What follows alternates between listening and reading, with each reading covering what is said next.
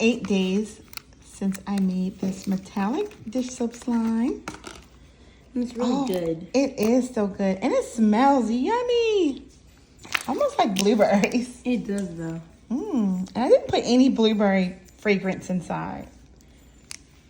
It's a little sticky, but it's So really good. what do you guys think? Comment below if you think we should make this one our first dropped slime to sell.